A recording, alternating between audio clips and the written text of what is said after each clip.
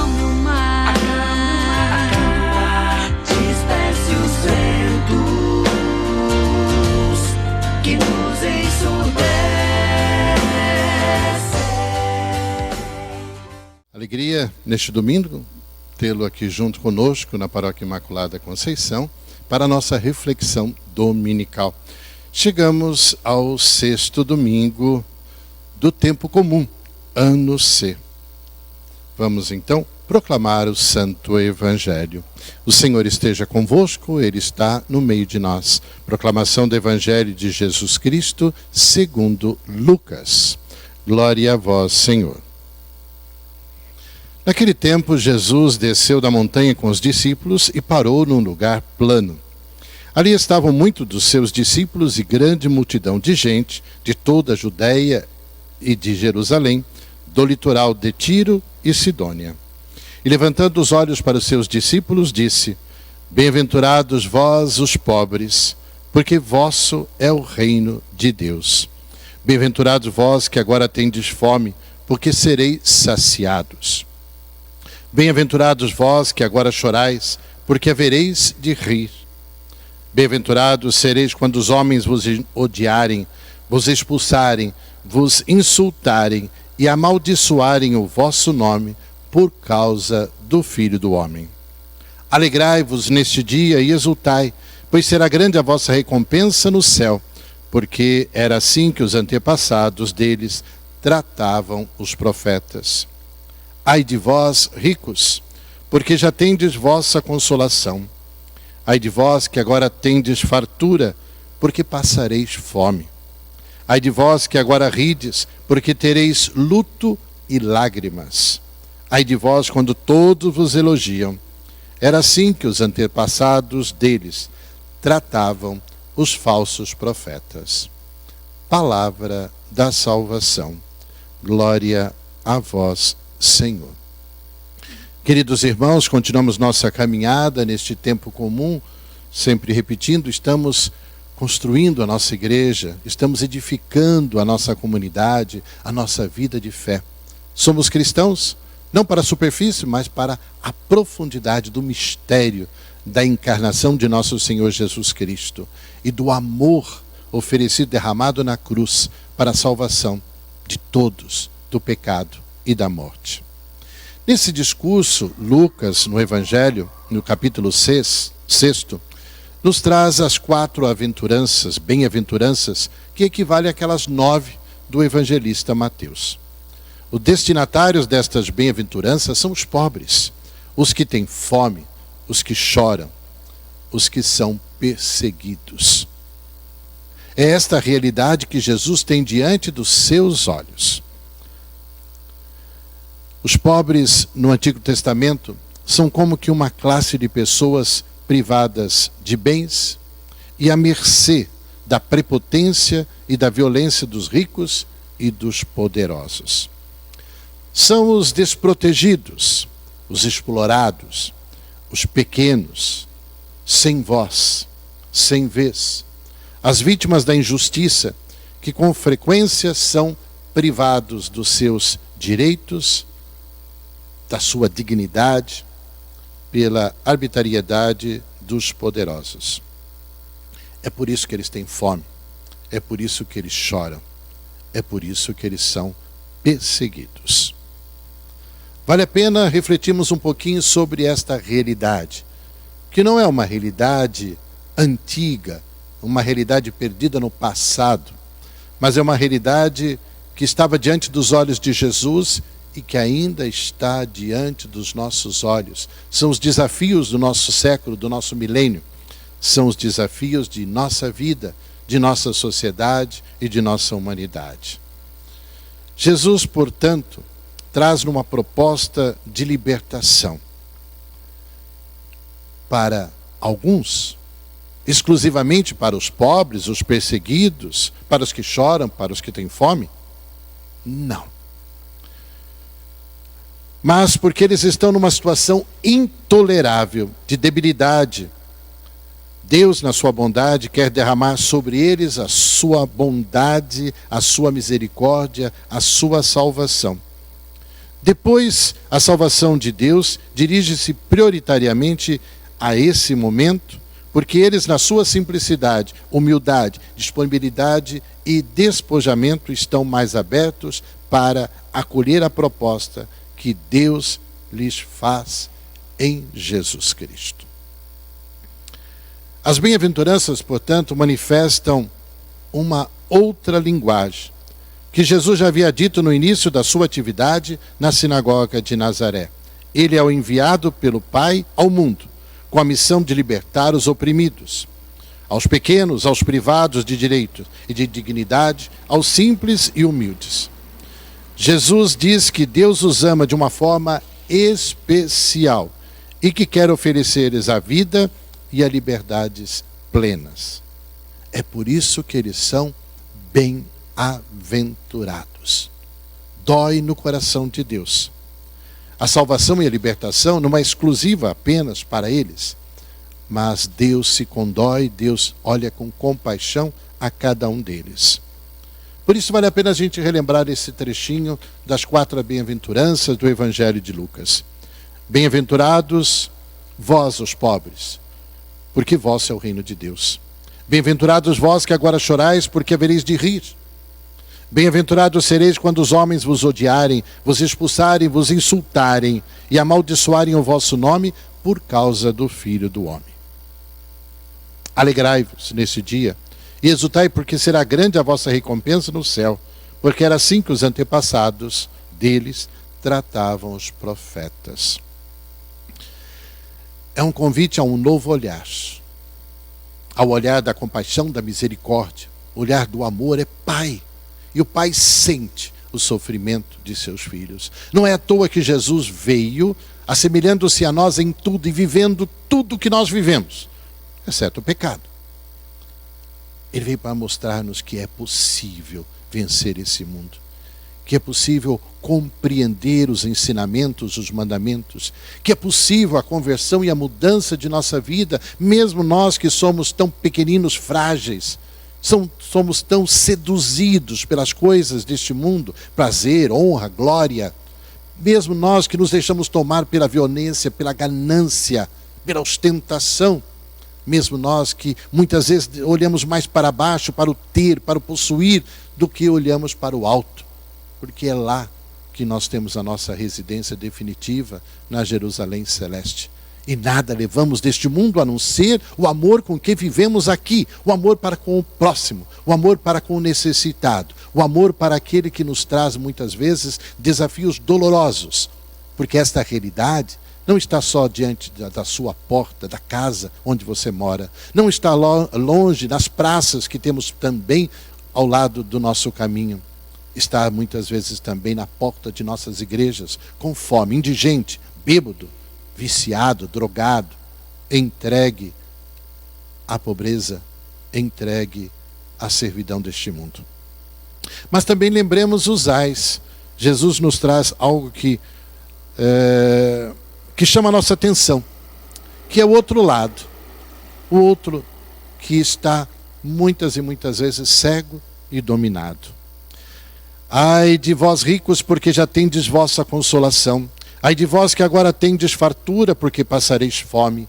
Ai de vós que agora rides, porque tereis luto e lágrimas. Ai de vós, quando todos vos elogiam. Era assim que os antepassados deles tratavam os falsos profetas. Essas maldições denunciam a lógica dos opressores, dos instalados, dos poderosos, dos que pisam na dor e no sofrimento dos outros, insensíveis, dos que têm um coração cheio de orgulho e de autossuficiência e não estão disponíveis para acolherem a novidade do reino do amor, da verdade e da justiça. Atenção, aqui vale uma advertência para o nosso pensamento e muitas vezes para as nossas justificativas. As advertências aos ricos não significam que Deus não tenha para eles a mesma proposta de salvação, que apresenta tanto aos pobres e débeis, como também àqueles que estão possuidores, detentores da riqueza deste mundo, nos trazem as porcentagens, 1% da riqueza do mundo, melhor, apenas 1% detém a riqueza deste mundo.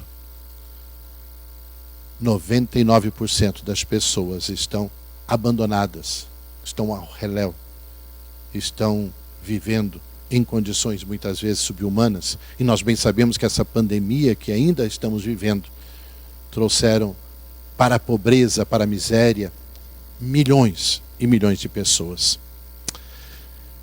A proposta significa que tanto um lado quanto o outro, tanto eu quanto você, quanto todos nós, não podemos persistir na lógica do egoísmo, da prepotência, da injustiça, da autossuficiência, da insensibilidade para com a dor, o sofrimento e a fome dos nossos irmãos, que muitas e muitas vezes nos faz ficarmos cegos diante do chamado, da boa nova, do Evangelho de Jesus Cristo, do que Ele veio nos propor. Uma nova vida, o reino da verdade, o reino fraterno, o reino de irmãos. Mas ainda vale a pena a gente refletir ainda sobre a proposta de Jesus, que nos apresenta uma nova compreensão, um novo olhar, bem distinta do que nós encontramos no nosso mundo de hoje. A lógica do mundo proclama felizes os que têm dinheiro, mesmo quando esse dinheiro resulta da exploração dos mais pobres, dos que têm poder de decisão, de mando, mesmo que esse poder seja exercido com prepotência e arbitrariedade, os que têm influência, mesmo quando essa influência é obtida à custa de corrupção e de meios ilícitos. Nem sempre as nossas leis olham para o povo, nem sempre o governo, nossos governantes têm sensibilidade pelo povo. Muitas vezes, no meio, na roda em que vive, olham apenas para os seus próprios interesses, como se fôssemos uma outra classe, como se fôssemos um outro tipo de ser humano. E não temos a primazia do direito, da justiça, do ir e vir, como todos nós devemos ter. Os mesmos direitos, a mesma dignidade, a mesma vida. A lógica de Deus, sim, o reino de Deus, ele tem um olhar todo especial para com os pobres, os desfavorecidos, os enfraquecidos, os emudecidos. É a esses que Deus se dirige com uma proposta de salvação libertadora, a quem convida a fazer parte da sua família, da família de Deus. Todos chamados à conversão, todos chamados a entrar pela porta da dignidade, pela porta da vida, pela porta da justiça. O anúncio de salvação que Jesus nos traz é, portanto, o anúncio de uma nova vida, de uma boa nova, que enche de alegria os corações mais endurecidos, os corações também amargurados, os corações marginalizados, os corações oprimidos, os corações indiferentes, insensíveis. Todos absolutamente, Deus quer encher de alegria, Deus quer encher de amor, de misericórdia. Queridos irmãos, 21 séculos depois do nascimento de Jesus, qual foi o efeito do Evangelho no coração do ser humano? Depois de mais de 2000 anos, será que alguma coisa mudou neste mundo? Às vezes, contemplando o mundo que nos odeia, somos tentados a crer que a proposta de Jesus caducou, falhou, se perdeu, caiu no vazio, foi esquecida. Mas talvez seja mais correto colocarmos nestes termos: nós, testemunhas de Jesus, estamos conseguindo passar de verdade e com profundidade as palavras do reino de Deus, que é amor, que é justiça. Em outras palavras ainda, será que nós estamos realmente amando a todos de uma forma fraterna? Será que nós tratamos a todos com igualdade, com justiça? Será que verdadeiramente nós abraçamos a todos com solidariedade? Creio que em momentos difíceis, como temos visto, em calamidades, em pandemias, ou outras situações extremas, nós temos muitas vezes a solidariedade recolhemos milhões, recolhemos toneladas, temos atitudes, gestos de solidariedade. Mas será que rapidamente esquecemos? Que aquele irmão continua com fome, que aquele irmão continua com necessidades, aquele irmão continua sendo um desafio para todos nós? Temos, às vezes, fechado os nossos olhos? Temos, às vezes, dando um pulinho para sobrepor certas situações, dizendo não tenho nada a ver com isso, é alguém mais do que eu que deve fazer? Ou será que o reino de Deus não é das pequenas coisas, dos pequenos gestos, do olhar com carinho, do olhar com paciência, do olhar com compreensão diante da necessidade, diante do pecado, diante da enfermidade, diante da indiferença? Será que não é o desafio de cada dia como amar, como olhar, como abraçar, como se fazer presente na necessidade do nosso semelhante? Será que não foi assim que Jesus se fez diante do leproso, diante do enfermo, diante da prostituta, diante do pobre, diante daquele que estava marginalizado ao longo do caminho, diante daquele que estava condenado? Não foi assim que Jesus disse, olha, para o ladrão, ainda hoje estará comigo nos céus? Disse a prostituta, olha, eu não te condeno, mas não peques mais. Será que esta novidade do reino de Deus anunciado por Jesus, temos deixado esquecidos? Ou nós temos levantado esta bandeira, porque sou de Cristo, sou da igreja de Cristo, sou testemunha do Cristo, sou aquele que vem abraçando a palavra das bem-aventuranças, e sou aquele que levanta a bandeira também para defender os mais necessitados?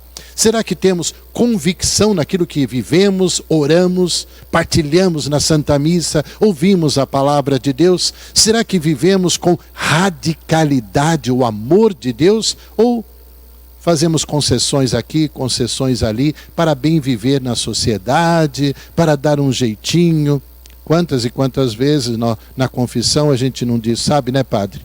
A gente também não pode ir a ferro e fogo, né? A gente também não pode fazer tudo, a gente também não pode falar toda a verdade, a gente não pode dizer tudo, porque senão a gente vai criar mais conflito. Ué, será que Jesus fugiu da cruz? Será que Jesus fugiu do conflito? Será que Jesus fugiu do sofrimento, do cravo, da lança? Será que Jesus quis simplesmente passar ao lado? Não. Com certeza não. Então, queridos irmãos, Jesus verdadeiramente nos conquistou, foi pelo seu amor misericordioso, foi por desejar a salvação e a misericórdia para todos. E clamou ao Pai, Pai, eles não sabem o que fazem. Ele clamou por misericórdia, porque Ele é a luz de nosso caminho, porque Ele é a palavra que se fez carne, porque Ele nos amou primeiro, porque Ele ofereceu e derramou o seu amor para a salvação de todos nós. Por isso, façamos da nossa história, essa história de amor, a história do Cristo Senhor. Façamos da nossa comunidade de fé, da nossa igreja, também um testemunho vivo de coerência, de fidelidade aos ensinamentos de Deus. E façamos conhecer na sociedade que nós reconhecemos Jesus como único Senhor, Rei dos Reis, Senhor de nossas vidas e de nossas almas. Que Deus abençoe o seu domingo, essa semana, muita paz, saúde, e que Maria esteja no seu coração. Amém.